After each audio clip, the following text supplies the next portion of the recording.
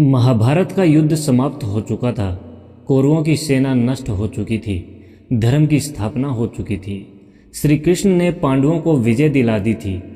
अर्जुन को अब अपने रथ की ऊंचाई, अपने गांडीव की तीव्रता और प्रभु श्री कृष्ण की मित्रता पर गर्व होने लगा। नमस्कार, भक्ति कथा और कहानी में आपका स्वागत है। एक दिन अकेले में सोचते हुए अर्जुन के मन में विचार उठा, क्या कोई और है जो मेरे जितना प्रिय हो भगवान को। उन्होंने मेरी सार्थकता की, मेरी रक्षा की, सुभद्रा जैसी बहन मुझे सौंपी। यह सब क्या किसी और के साथ हुआ है? यह अहंकार की हल्की सी परत थी, परंतु श्री कृष्ण के नेत्र अंतर को भी भेद लेते हैं। श्री कृष्ण मुस्कुराए, अर्जुन को देखकर बोले, पार्थ चलो आज वन भ्रमण को चलें, कुछ अनोखा दिखाना है तुम्हें। अर्जुन प्रसन्न होकर रथ पर सवार हुआ और दोनों वन की ओर चल पड़े। सूर्य की अंतिम किरणें पेड़ों की डालियों में छुप रही थी। पथ पर निर्वता थी, केवल रथ के पहियों की आवाज़ और अर्जुन का मन जो अपने ही गौरव में डूबा था। वन में गहराई तक पहुंचने के बाद एक आश्चर्यजनक दृश्य अर्जुन ने देखा। एक विप्रवेष्टित वृद्ध दिगंबर पुरुष, जिसके शरीर पर कोई वस्त्र न था, केवल कमर में एक चमकती हुई तलवार थी। वह सूखी घास चबा रहा था, पर उसका मुखमंडल दिव्य था। नेत्रों में अग्नि थी और उसके माथे पर तेज विराजमान था। अर्जुन ने चकित होकर श्री कृष्ण से पूछा, प्रभु यह कौन विचित्र पुरुष है? नग्न है पर तलवार से सुसज्ज है, सूखी घास खाता है पर नेत्रों में क्रोध की ज्वाला है। श्री कृष्ण ने एक रहस्यमयी मुस्कान के साथ कहा, मुझे तो कोई विक्षिप्त जान पड़ता है, तू चाहे तो जाकर पूछ ले कि कौन है यह। अर्जुन उसके पास गया और नम्रता से बोला, हे तपस्वी, आप तप में लीन प्रतीत होते हैं, किंतु यह तलवार, यह क्रोध, इसका प्रयोजन क्या है? दिगंबर ने तीव्र दृष्टि से अर्जुन को देखा और गरजती हुई वाणी में कहा, हे वीर, मैं तपस्वी नहीं, एक विरक्त भक्त हूँ, और यह तलवार उन लोगों के लिए है जिन्होंने मेरे प्रभु का अपमान किया है। अर्जुन ने जिज्ञासु होकर पूछा, कौन हैं वे लोग? यदि वे अधर्मी हैं तो बताइए, मैं उन्हें दंडित करने को तैयार हूं। दिगंबर दृढ़ स्वर में, मेरा पहला शत्रु है देव ऋषि नारद, जो मेरे प्रभु को विश्राम नहीं लेने देता। सदा नारायण नारायण जपते हुए उनके विश्राम में विघ्न डालता है।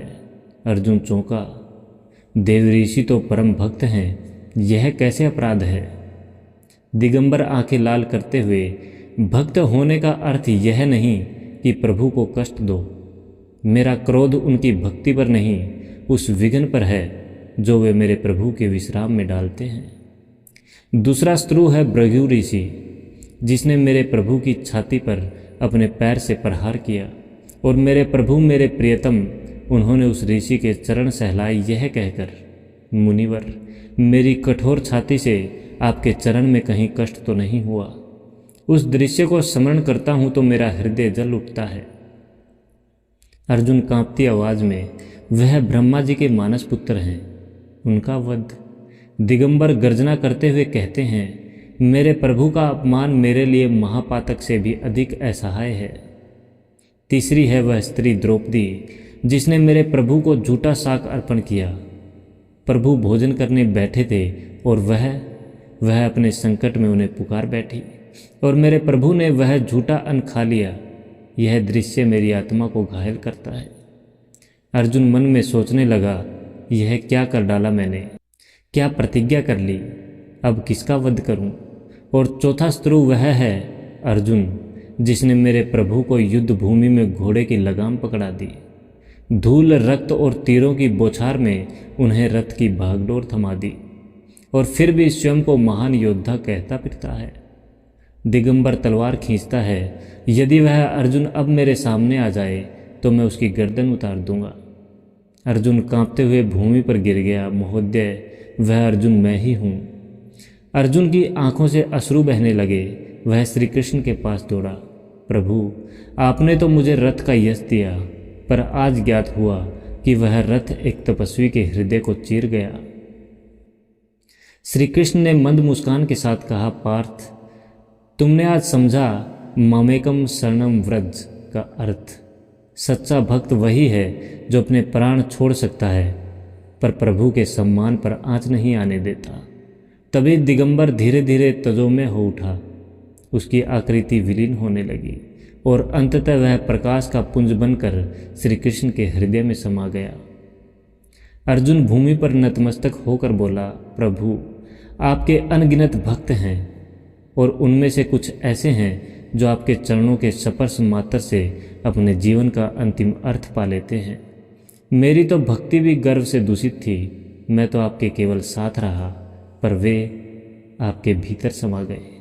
न मेरी भक्ति का मोल था न मेरे बाणों की धार, जो सिखा दिया एक भक्त ने वह था प्रेम का असली व्यवहार।